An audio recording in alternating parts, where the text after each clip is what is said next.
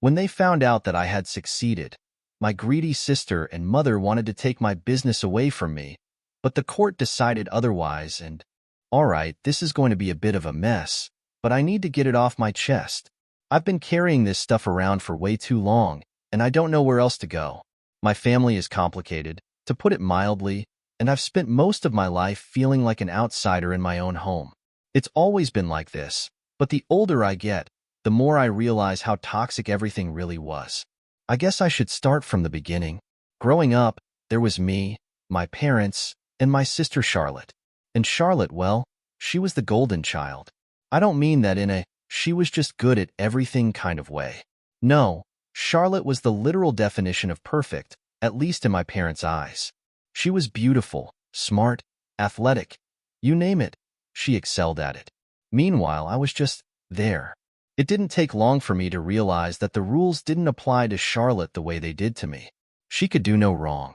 If she got a B on a test, which was rare, my parents would rush to reassure her, telling her that she was still the smartest kid in school. But when I brought home a B, it was like I had committed a crime. My mom would give me this look, like she was genuinely disappointed in me, and my dad would barely say 2 words to me during dinner that night. I'm not saying I was a bad kid or anything, but I wasn't Charlotte, and that's all that mattered. She was always front and center, while I was the afterthought. My childhood felt like I was standing in her shadow, and no matter what I did, I couldn't step out of it. One of the earliest memories I have of this is when I was about 6. Charlotte and I were playing in the living room, building a tower out of these wooden blocks.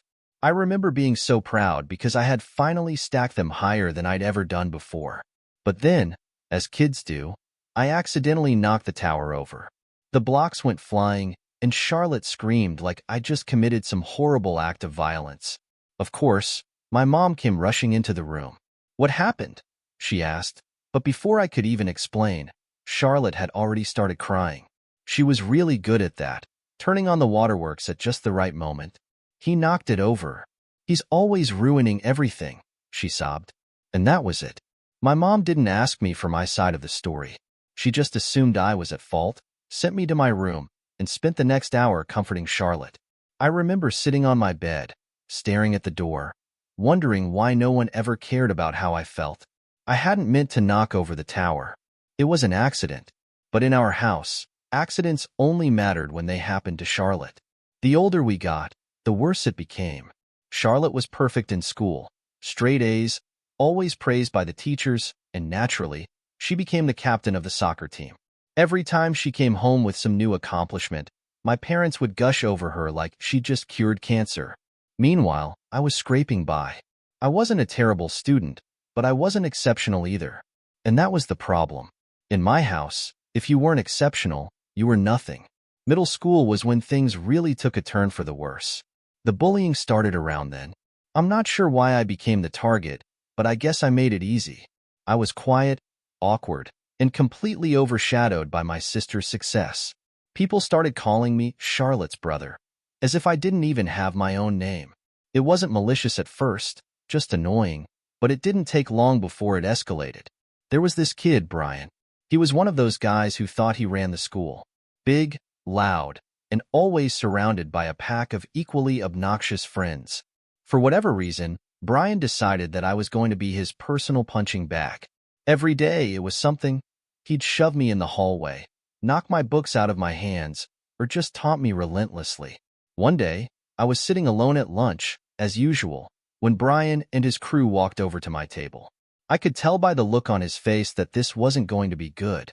"What's up, loser?" he said, grabbing my sandwich off my tray and taking a huge bite out of it. His friends laughed like it was the funniest thing they'd ever seen. I didn't say anything. What was I supposed to say? I just sat there, staring at the table, hoping they'd get bored and leave. But of course they didn't. "Why are you so quiet?" "Your sister's not quiet. She's cool. How come you're such a freak?" Brian asked, shoving my sandwich back onto my tray. I don't know what it was about that day, but something inside me snapped. Maybe it was the fact that they brought up Charlotte. Maybe I was just tired of being pushed around. Whatever the reason, I stood up, my heart pounding in my chest, and shoved Brian as hard as I could. It was a stupid move. Brian was twice my size, and within seconds, he had me on the ground, punching me in the face. I don't remember much after that, just the sound of people cheering him on and the sharp pain in my jaw.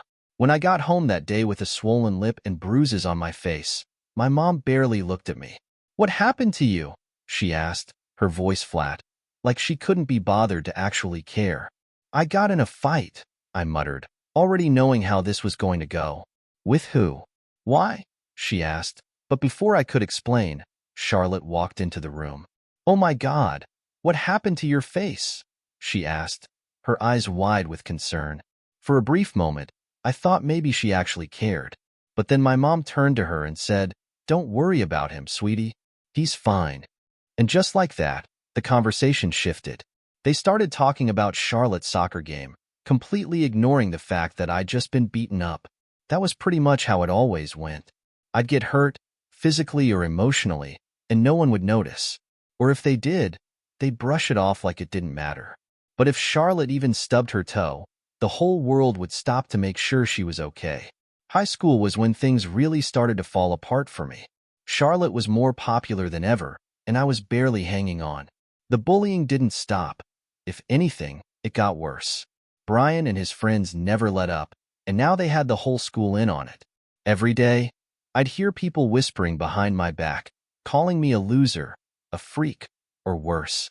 But the worst part wasn't the bullying. It was my parents. No matter how bad things got for me, they were always too busy with Charlotte to notice. I started failing classes because I couldn't focus. I'd sit in my room for hours, trying to study, but all I could think about was how much I hated everything. School, home, my life. But instead of helping me, my parents just yelled at me. "Why can't you be more like your sister?" they'd say. "She manages to do well in school, and she's got a social life. What's your excuse?" I didn't have an excuse. I didn't have anything. The only time they ever paid attention to me was when I messed up. Like the time I got caught skipping class. It wasn't even a big deal. Half the kids at school skipped at least once. But when the school called home, my parents lost it. "We didn't raise you to be a failure," my dad said, his voice cold and angry. "You're throwing your life away. Do you want to end up like some deadbeat, living off minimum wage because you were too lazy to do your homework?" Charlotte just sat at the dinner table, watching with that same perfect smile on her face. I don't know if she enjoyed seeing me get torn apart, or if she was just so used to being the center of attention that it didn't occur to her to care. Either way, I was on my own. I always had been. I remember one night, sitting in my room, staring at the ceiling, and wondering if anyone would even notice if I disappeared. I thought about running away, just leaving and never looking back. But I didn't have anywhere to go. No one to turn to. So I stayed. I stayed, and I kept my head down, trying to survive until graduation. But things didn't get better. They only got worse. I thought that once I left for university, things would change. It was supposed to be a fresh start, right? A chance to be someone new, somewhere where no one knew me as Charlotte's brother. But it turns out, running away from the past isn't as easy as packing a suitcase and moving to a different city. Let me back up a bit. I got into a decent school, nothing spectacular, but enough to make my parents stop nagging me for a while. Charlotte, of course, had gotten into some prestigious university on a full scholarship. When the acceptance letters came in, I remember Mom beaming at her, her voice dripping with pride. "I always knew you were destined for greatness," she said, hugging Charlotte like she had just won the lottery. My letter came a few weeks later. I had barely scraped by with decent enough grades to get accepted, and when I showed it to my parents, my mom just nodded. "At least you're not staying here," she said, and then went back to talking about Charlotte's summer plans. It stung, but by then, I was used to it. That was just how things were. When I finally arrived at university, I felt this tiny flicker of hope. Maybe, just maybe, this was my chance to finally be someone. To figure out who I was without constantly being compared to Charlotte. The campus was huge, and I didn't know a single person there. It was terrifying, but also freeing in a way. For the first time in my life, I wasn't in anyone's shadow. But, of course, life doesn't really work that way. The first few weeks were a blur of orientation events, new faces, and trying to adjust to living on my own. I was still getting the hang of it, but for the first time in a long time, I actually felt like I was starting to fit in. I met a few people in my dorm, mostly other freshmen who were just as lost as I was, and we started hanging out. That's when I met Eric. Eric was everything I wasn't.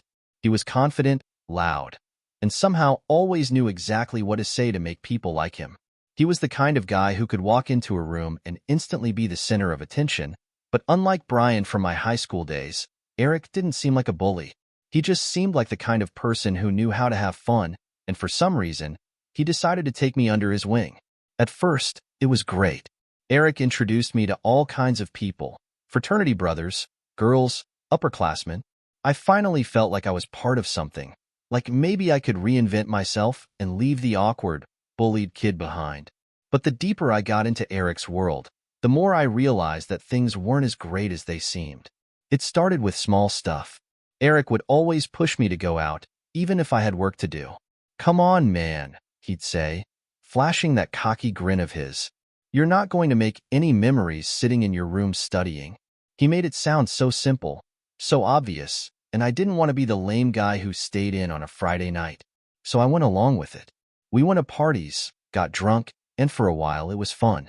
But then the fun started to come with consequences. One night, after an especially wild party, I woke up in my dorm room with no idea how I'd gotten back. My head was pounding, and my phone had about 10 missed calls from my group project partner. Apparently, I had missed our meeting the day before. I hadn't even remembered scheduling it. When I met up with her later, she was furious. "You're not even trying," she snapped. "If you're not going to take this seriously, just drop the class. I don't have time to babysit you." I stood there, feeling like an idiot. She was right. I wasn't trying. I was letting Eric and the party scene drag me down, and for what? To feel like I was part of something? To prove that I wasn't the same loser I was in high school? But, despite how much I told myself I needed to focus, it wasn't long before I was right back at another party with Eric. I don't even know why I kept doing it. Maybe I was scared of being alone. Maybe I was scared of slipping back into that role I had spent my whole life trying to escape. The invisible kid no one cared about. The turning point came one night during our second semester. Eric had managed to get us into this exclusive party at some off-campus frat house. It was packed, loud music, drunk students everywhere. Typical university party stuff. I was already 3 beers deep when Eric pulled me aside. "Yo, I've got something you need to try," he said, pulling a small baggie out of his pocket. I froze. I wasn't stupid. I knew what it was. "I don't know, man," I said, already feeling uneasy. Eric laughed and clapped me on the back. "Come on, don't be such a wuss. It's not a big deal. Everyone does it." I wish I could say I walked away. I wish I could say I told him to shove it and went back to my dorm. But I didn't. I wanted so badly to fit in, to be part of the group, that I took the pill he handed me and swallowed it without thinking. The rest of the night was a blur. I remember feeling weightless, like nothing mattered. Everything was funny, and for a few hours, I felt invincible. But when I woke up the next morning, the regret hit me like a freight train. My head was pounding, my stomach was in knots, and worst of all, I had no idea how I'd gotten back to my room. That's when I knew I had to get away from Eric. He was a bad influence, and if I kept hanging out with him, I was going to crash and burn. So I started pulling back. I stopped going to parties, started skipping out on our usual hangouts, and focused on my studies for the first time in months. But Eric didn't take it well. He started showing up at my dorm unannounced, trying to drag me back into the party scene. At first, I made excuses, homework, projects, whatever I could come up with. But eventually, he got fed up. "You're such a loser, man," he said one night, his voice dripping with disdain. "You think anyone here actually cares about you? You're just some sad little nerd trying to play cool. Guess what? It's not working." His words hit harder than I wanted to admit. Part of me knew he was right. I was trying to play cool, to fit into a mold that wasn't me. But the more I thought about it, the more I realized that I didn't want to be the person Eric wanted me to be. I didn't want to spend my university years drunk and high, failing classes and burning bridges. So, I cut him off. I blocked his number, stopped answering the door when he showed up, and focused on myself. It wasn't easy. I had gotten so used to being part of that scene that the loneliness hit me hard. But slowly, things started to get better. I found a group of people in my program who actually cared about their studies. They weren't the most exciting bunch, but they were genuine, and for the first time in a long time, I felt like I could just be myself without pretending to be someone I wasn't. But just when I thought things were finally turning around, the phone call came. It was Charlotte, of course. I hadn't spoken to her much since we both went off to different universities. Our relationship had always been distant, to say the least. She had her world, and I had mine. But when she called, her voice was frantic, almost hysterical. "Mom and Dad are splitting up," she said, her words tumbling out in a rush. I didn't know what to say. Our parents had never been the picture of a perfect marriage, but I hadn't expected this. "I just thought you should know," Charlotte continued. "I'm coming home this weekend to talk to them. You should too." I told her I'd think about it, but I knew I wasn't going back. Not then. I wasn't ready to face that mess. My relationship with my parents was already strained enough without getting caught in the middle of their drama. Besides, Charlotte would handle it. She always did. But the news shook me. I spent the next few weeks trying to focus on my classes, but it was hard to concentrate with the thought of my parents' impending divorce looming over me. I kept replaying all the moments from my childhood, wondering if there had been signs I had missed, or if I was just too caught up in my own issues to notice. University was supposed to be my escape from all of that, but now it felt like I was being pulled back into the same dysfunctional family dynamics I had spent my whole life trying to avoid. The last straw came when I failed my midterms. I had spent so much time distracted by everything, Eric, my parents, my own insecurities, that I hadn't been putting in the effort I needed. When the grades came back, I felt like the floor had dropped out from under me. I called home, hoping for some kind of support, but my mom didn't even seem surprised. "Maybe this just isn't for you," she said. Charlotte never had these problems. And there it was again. The constant comparison, the reminder that no matter where I went or what I did, I would never be good enough in their eyes. I hung up the phone feeling more alone than ever. But this time, I didn't let it break me. I knew I had to pull myself together, not for them, but for me. I wasn't going to let their expectations, or lack thereof, define my future. It wasn't easy. I had to dig myself out of a hole academically, and I cut ties with a lot of people who weren't good for me. But I did it. I clawed my way back, and by the end of the year, I was in a much better place. University wasn't the fresh start I had hoped for, but it taught me one important lesson. No one's going to save you. You have to save yourself. I'd always felt like a failure in my family's eyes. Between my sister's flawless academic career and my parents' indifference, there was never any room for me to feel like I was worth something. But after scraping through university and cutting out the toxic people in my life, I realized I needed to prove something, not just to them, but to myself. That's when I got serious about starting my own business. It wasn't some grand vision at first. Honestly, I was just tired of feeling stuck in dead-end jobs, working for other people who didn't care about me.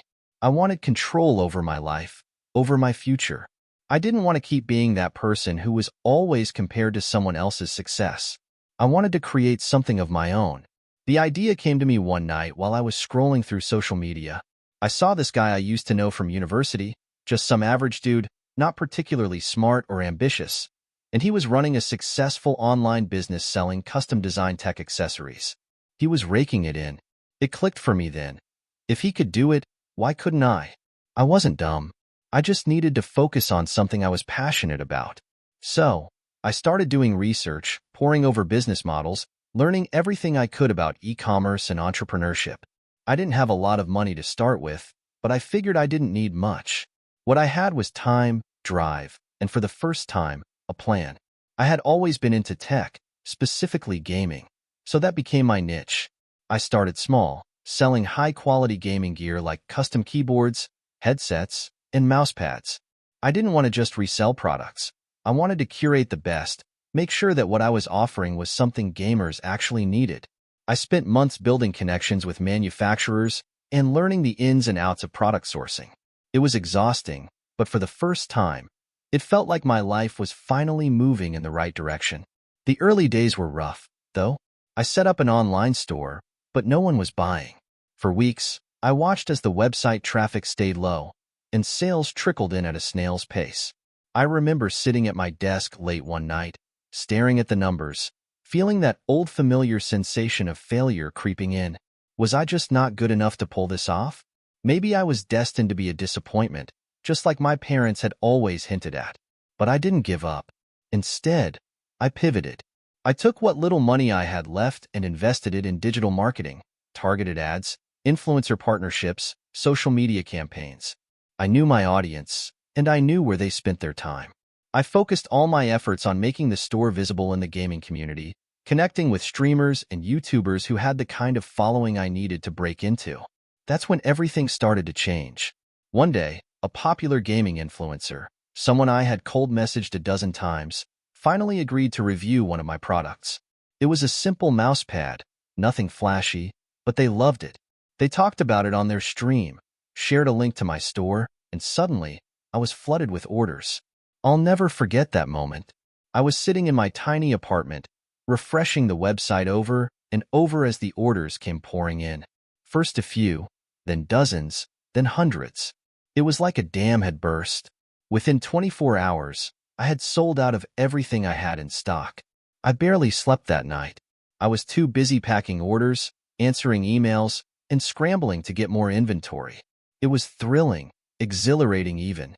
For the first time, I felt like I was finally succeeding at something I had built from the ground up. I wasn't Charlotte's brother anymore. I wasn't just a shadow. I was building my own name.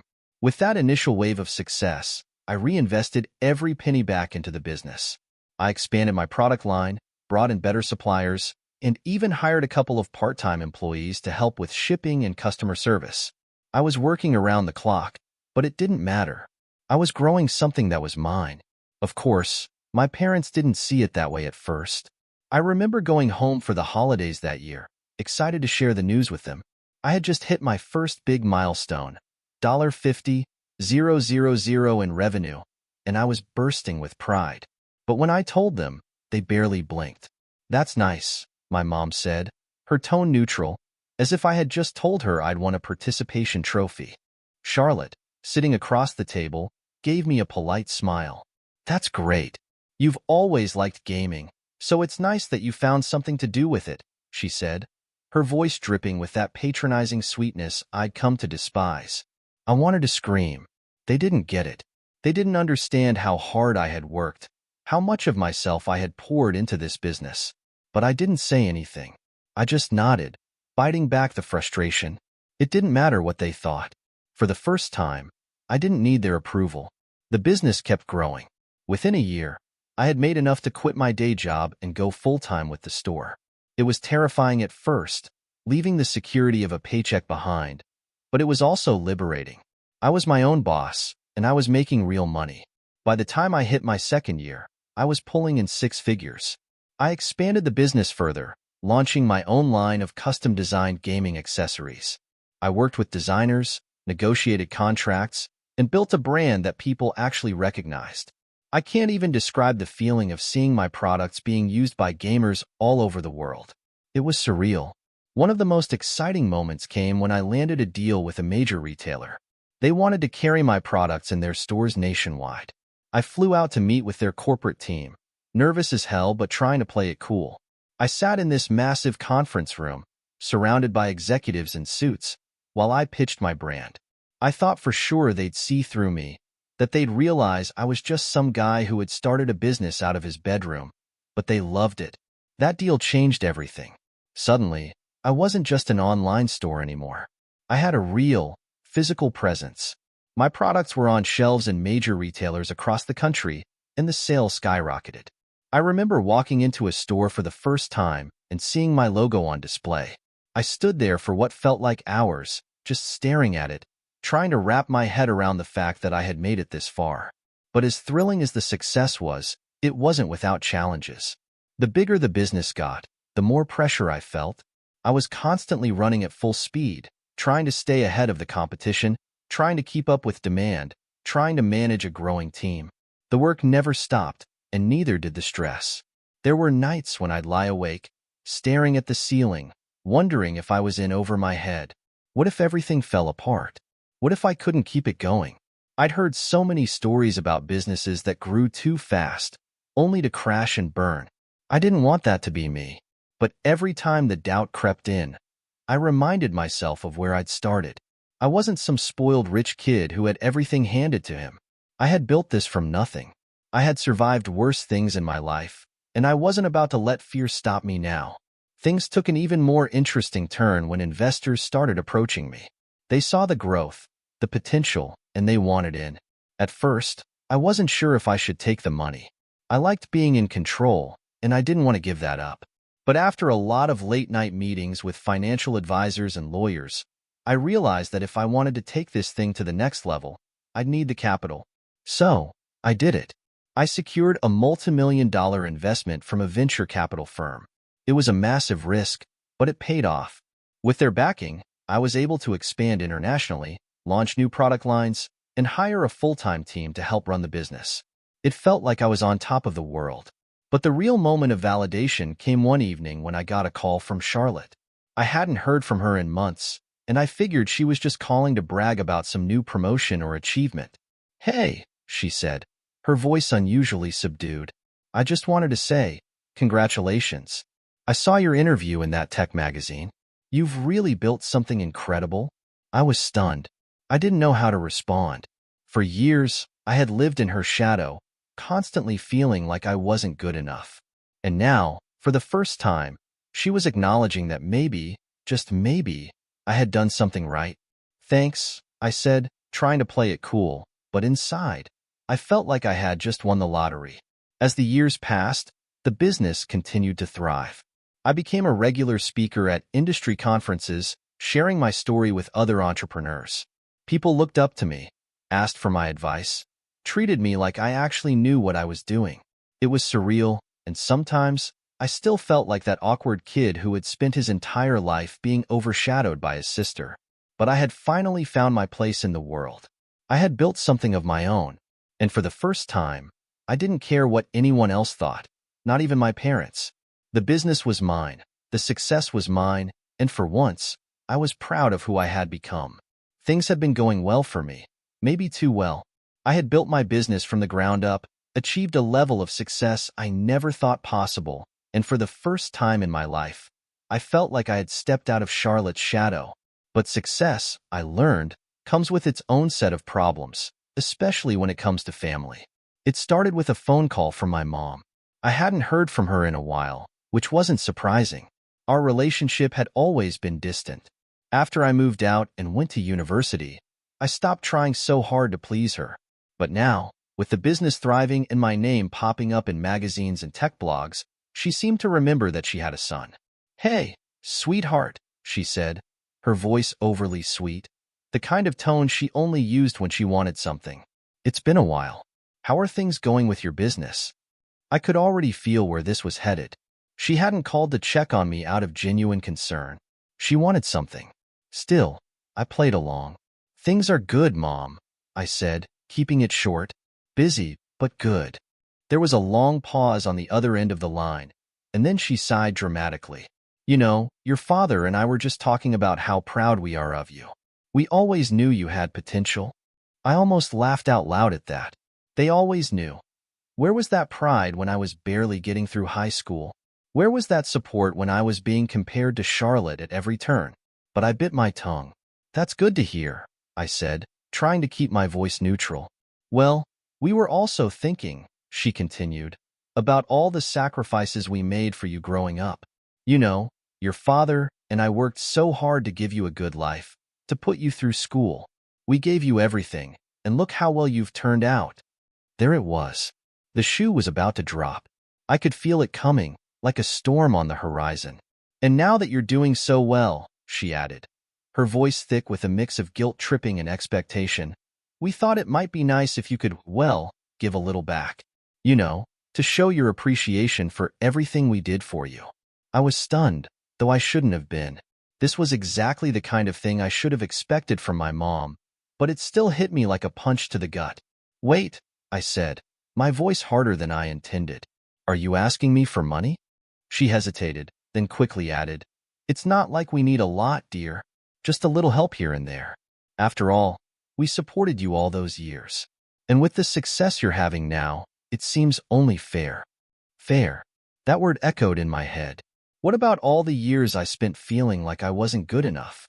What about all the times they ignored me, while they showered Charlotte with praise and attention? What about the fact that, for most of my life, they treated me like an afterthought? Now that I was successful, they wanted a piece of the pie. I don't think that's fair at all, Mom, I said, my voice shaking with anger. I built this business on my own. I worked for every bit of it, and now you're asking me to give you money just because you raised me? That's your job. That's what parents are supposed to do. She didn't like that. Her voice hardened immediately. Don't you dare talk to me like that, she snapped. We sacrificed everything for you. We could have focused all our attention on Charlotte, but we didn't. We raised you, too. We gave you a roof over your head, food on the table. Do you think that was easy? Now I really did laugh, a bitter, humorless sound. You've got to be kidding me. You're acting like you did me a favor by being my parents. That's the bare minimum, Mom. Her voice grew cold. You wouldn't be where you are today if it weren't for us. We pushed you to be better. And now that you've made something of yourself, you owe us. I didn't owe them anything, but I didn't have the energy to keep arguing with her. I'm not giving you money, I said firmly. I built this on my own, without your help. And you know what? I don't appreciate you trying to guilt me into giving you something I worked for. She hung up on me after that. I thought that would be the end of it, but I should have known better. A few days later, I got a text from Charlotte. Can we talk? It said, simple and to the point. I wasn't eager to have a conversation with her, but something told me this was about what had happened with our mom. I agreed to meet her for coffee, figuring it was better to get it over with sooner rather than later. When I walked into the cafe, Charlotte was already sitting at a table by the window, looking every bit as polished and perfect as always. She smiled when she saw me, but there was something cold in her eyes. Hey, I said, sitting down across from her. Hey, she replied, stirring her coffee. Mom told me about your little disagreement. I rolled my eyes. Of course she did. She leaned forward, her voice lowering as if she was about to say something serious. Look, I know you've always felt like you were the black sheep of the family, and I get it. But you have to understand, Mom and Dad worked hard for us. They raised us. They deserve something in return. I could feel my blood boiling. Charlotte, they're our parents. Raising us was their responsibility, not something I owe them for. And honestly, you know how they treated me. You were there. You were always the favorite. Do you really think they deserve a handout for being emotionally neglectful for years? She sighed, as if I was being unreasonable. You're overreacting. They just want some help. It's not a big deal. It is a big deal, I snapped. They ignored me my whole life, and now that I'm successful, they suddenly care? That's not how this works. Charlotte set her cup down and crossed her arms. You think you did this all on your own, don't you? I did. She smirked, and I immediately knew something was up. Really? You did this all by yourself? No help from anyone? Her tone was smug, condescending, like she knew something I didn't. It made my skin crawl. What are you getting at, Charlotte? She leaned back in her chair, that fake smile plastered on her face. Let's just say, your success isn't entirely yours. What the hell is that supposed to mean? She didn't answer right away. Instead, she pulled out her phone, scrolling through something before handing it over to me. On the screen was an email from a venture capital firm, the same firm that had invested in my business. I've been in contact with them, she said, watching my reaction closely. I stared at her, feeling a knot tighten in my stomach. What are you talking about? You think they invested in you because they believed in your business? She said, her voice dripping with arrogance. They invested in you because I convinced them to. I felt like the ground had just been ripped out from under me. That's not possible, I muttered, shaking my head. They invested because my business was successful. She laughed, a cold, bitter sound. You really think that, don't you? I have connections in that world, remember? I'm the one who made sure they paid attention to you. I vouched for you. Without me, you wouldn't have gotten that deal. I was speechless. My entire body felt like it was on fire with rage and disbelief. For years, I had believed that I had made something of myself, that I had finally stepped out of her shadow. And now she was claiming that even my success was because of her? You're lying, I said through gritted teeth. Am I? She shot back. Think about it. Why do you think they even gave you the time of day? You were just some nobody running a small online store. They wouldn't have looked twice at you if it weren't for me. My mind was spinning. Could this really be true? Had I really been so blind? I had worked so hard to build my business, but now, in the span of a few minutes, Charlotte was ripping all of that away from me. She was taking credit for everything I had accomplished, and the worst part was, I didn't know if she was lying or not. Why are you telling me this? I asked, my voice barely a whisper. She leaned forward, her eyes narrowing. Because I think it's time you started giving back. Mom and Dad raised us, supported us, and now it's time to repay them. You have the money. It's only fair. Fair. There was that word again. You manipulated me, I said, my voice shaking with anger. You used me to make yourself look good. Charlotte didn't even flinch. I did what was best for the family. You should be thanking me. I stood up abruptly, my chair scraping against the floor. I don't owe you, or them, anything. I built this business, and I'm not going to let you take that away from me. Her expression darkened, and for the first time, I saw the real Charlotte, the cold, calculating person who had always been hiding beneath the perfect exterior. You'll regret this, she said, her voice low and menacing. Mom and Dad won't forget what you've done. I didn't respond. I couldn't. I just turned and walked out of the cafe, my heart pounding in my chest. I had never felt so betrayed in my life. Charlotte had always been the golden child, but now I realized she wasn't just perfect. She was ruthless. She had played me, just like she had played everyone else. As I walked away, I couldn't shake the feeling that things were about to get much, much worse. I didn't see it coming. I should have. After that last meeting with Charlotte, I should have known she wasn't done with me. But for a while, I let myself believe that walking out of that cafe, standing up for myself, meant it was over, that I had finally broken free from the twisted grip my family had over me. I couldn't have been more wrong. A few weeks went by in a strange, uneasy calm. I threw myself into my work, trying to forget the confrontation with Charlotte, trying to push away the gnawing feeling that this wasn't the end. Business was good, great even. Sales were through the roof, and the company was expanding faster than I could have ever imagined. On the surface, everything was perfect. But then the letters started coming. At first, they were small annoyances, legal notices, odd requests for financial documents, vague mentions of some discrepancies in my accounts. I thought it was a mistake, some bureaucratic mix-up. I handed everything over to my accountant, who assured me it was probably nothing. But I couldn't shake the feeling that something was brewing just beneath the surface. Then, the real blow came. One morning, I was served with a lawsuit. I was being sued for financial misconduct by none other than my own parents. The papers claimed that I had taken money from them over the years, money they claimed to have invested in my business. The suit detailed how they had supported me financially, emotionally, and that now, with my success, I was refusing to repay them what they were rightfully owed. I couldn't believe it. It was all a lie. They hadn't given me a single cent. I had built everything on my own, fought for every bit of success I had. But here they were, twisting the narrative, acting like they had been behind me all along, and now I owed them for it. I called my lawyer immediately, trying to make sense of the whole situation. He reviewed the lawsuit, his face darkening with every page he turned. This is serious, he said, looking up at me. They're claiming you owe them a significant portion of your business. My blood ran cold. That's impossible. They never gave me any money. They never supported me. They barely acknowledged me growing up. He nodded, but his expression remained grim. It's not just about the money, though. They're trying to make it look like you've been hiding assets, that you've misled investors and the public about how you built your company. If this goes to court, it could get ugly. Ugly didn't even begin to describe it. I felt like the ground was shifting beneath me, everything I had worked for, everything I had built, now at risk because of their lies. And then there was Charlotte. She was behind it all. I knew that without a doubt. She had always been the mastermind, the one who pulled the strings in our family. My parents might have been the ones suing me, but this had her fingerprints all over it. I couldn't shake the memory of her smug smile in that cafe, the way she had gloated about her involvement with the investors.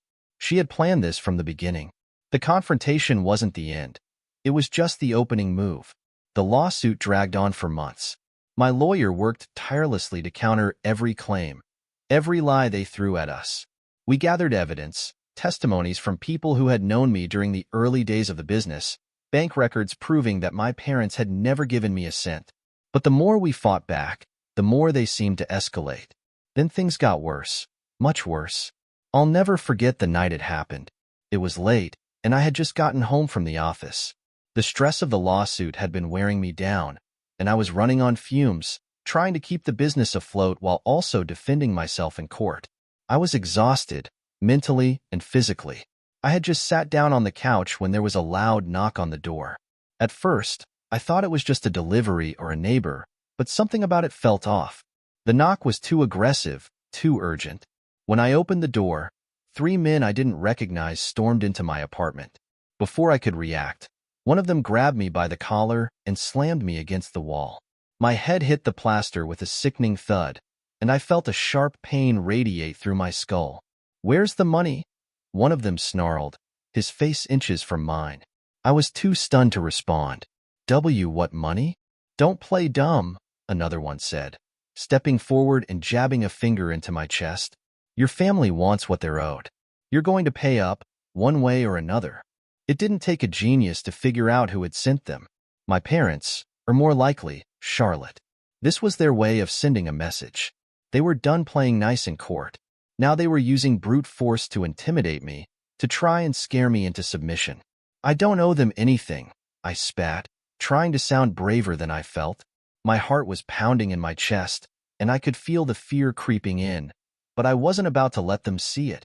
The man holding me against the wall smirked. "That's not what they said." And then they started hitting me. Fists to my gut, blows to my face. It was brutal, efficient. They knew exactly how to hurt me without leaving too many visible marks.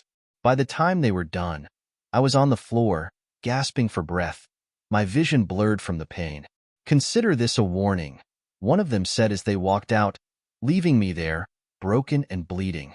I lay there for what felt like hours, trying to process what had just happened. This wasn't just a lawsuit anymore. This was war. My own family had sent thugs to my apartment to beat me up, all because I refused to give them money that wasn't theirs to begin with. I filed a police report the next day, but it didn't do much good. The men had covered their tracks, and there was no direct evidence linking them to my family. My lawyer advised me to let it go, to focus on the lawsuit and try to settle this in court, but I couldn't shake the anger, the betrayal. They had crossed a line, and I wasn't going to let them get away with it. The court date finally arrived, and by then, the tension was unbearable. I walked into the courtroom, flanked by my lawyer, my body still aching from the attack. My parents were there, sitting with their attorney, and next to them was Charlotte, looking as calm and collected as ever. She didn't even look at me. The trial was brutal. My parents' lawyer painted a picture of me as an ungrateful son, someone who had been handed everything in life and refused to give back. They talked about all the support my parents had given me, twisting every little moment from my childhood to fit their narrative. Mr. Collins' success is directly tied to the financial and emotional support of his parents, their lawyer said, his voice dripping with false sincerity. It's only fair that they receive compensation for their years of dedication and sacrifice. I wanted to scream. I wanted to stand up and tell the judge how my parents had ignored me for most of my life, how they had treated me like an afterthought while they worshipped Charlotte. But I knew I had to stay calm, stay focused. When it was my turn to testify, I told the truth. I laid it all out. The years of neglect, the emotional manipulation, the way they had only shown interest in me once I became successful. I told the court about the attack, about how I had been physically assaulted because I refused to give in to their demands. But Charlotte, of course, had anticipated all of this. She took the stand and spun her own web of lies, painting herself as the supportive sister, the one who had always been there for me. "I've always tried to help him," she said, her voice full of fake concern. "But he's been so angry, so resentful. I just don't know why he's turned against us. It was infuriating, watching her lie through her teeth, knowing that she had orchestrated all of this. She had always been good at playing the victim, at making herself look like the perfect daughter, while casting me as the bitter, rebellious son. But this time, I had something she didn't. Evidence. The turning point came when my lawyer presented the financial records. We had painstakingly gathered every document, every bank statement, proving that my parents had never given me a cent. The numbers didn't lie. They had no claim to my business, no financial stake in anything I had built. The courtroom was silent as the judge reviewed the evidence. I could feel my heart pounding in my chest, waiting for the verdict. And then, finally, the judge spoke. After reviewing the evidence and testimonies, it is clear that Mr. Collins' success is his own, and there is no financial obligation to his parents. The case is dismissed. I let out a breath I hadn't realized I was holding. It was over. I had won. But as I looked over at my parents and Charlotte, I didn't feel the triumph I had expected. They were glaring at me, their faces twisted with anger and resentment. I knew, in that moment, that this wasn't the end. They might not have won in court, but they would never stop trying to tear me down. As I walked out of the courtroom, I realized something important. I didn't need their approval anymore. I didn't need their love, their validation.